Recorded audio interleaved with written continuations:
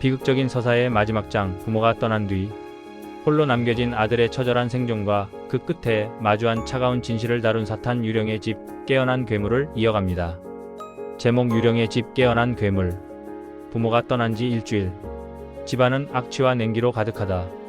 진호는 처음 며칠간 어차피 며칠 뒤면 울며 들어오겠지라는 생각으로 냉장고에 남은 반찬을 비우며 버텼다. 하지만 일주일이 지나고 전기가 끊겨 모니터에 불빛마저 사라지자 그를 지배하던 가상의 세계는 신기루처럼 흩어졌다. 어둠 속에 홀로 남겨진 진호는 냉장고 문에 붙은 통장을 뜯어 은행으로 달려갔지만 인출기 화면에 뜬 숫자는 고작 몇십만 원뿐이었다. 평생을 뒷바라지하며 수천, 수억을 쏟아부었을 부모가 마지막으로 남긴 돈이 고작 이것뿐이라는 사실에 진호는 분노하며 인출기를 발로 찼다.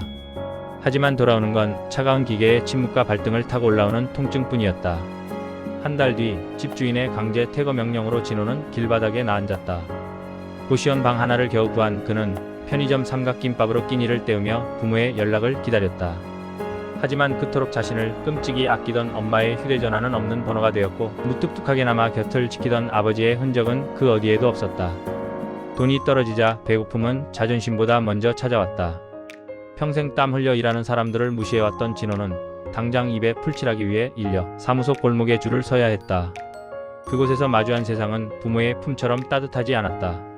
실수를 하면 욕설이 날아왔고 조금이라도 지체하면 젊은 놈이 정신 못 차린다는 타박이 비수처럼 꽂혔다.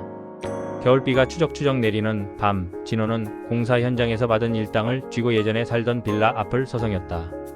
불이 꺼진 채 비어있는 낡은 창문을 보며 그는 처음으로 처절하게 깨달았다.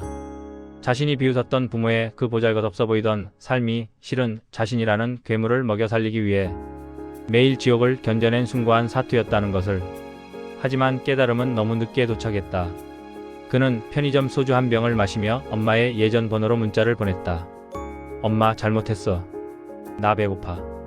나 진짜 열심히 할게. 그러나 돌아오는 대답은 전송 실패를 알리는 붉은 느낌표뿐이었다. 1년 뒤 지방의 한 작은 식당. 순자는 여전히 불판 앞에 서 있다. 옆에서는 강석이 서툰 솜씨로 배달 가방을 챙긴다. 두 사람의 얼굴은 부쩍 야위었지만 눈빛은 예전보다 평온하다.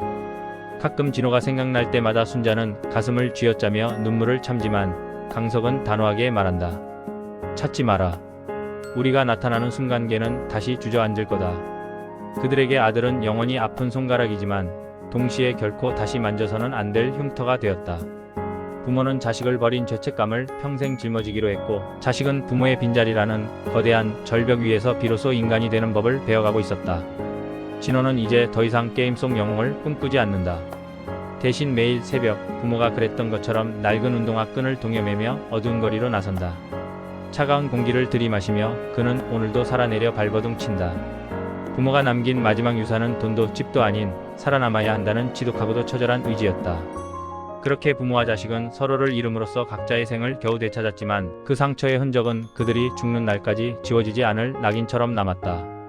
사랑이 모든 것을 해결해 준다는 환상을 버리고 때로는 단절만이 유일한 구원이 될 수 있다는 사실을 강조하며 이야기를 마무리했습니다. 자식의 철듦은 부모의 소멸과 맞닿아 있다는 비극적인 진실을 담아보았습니다.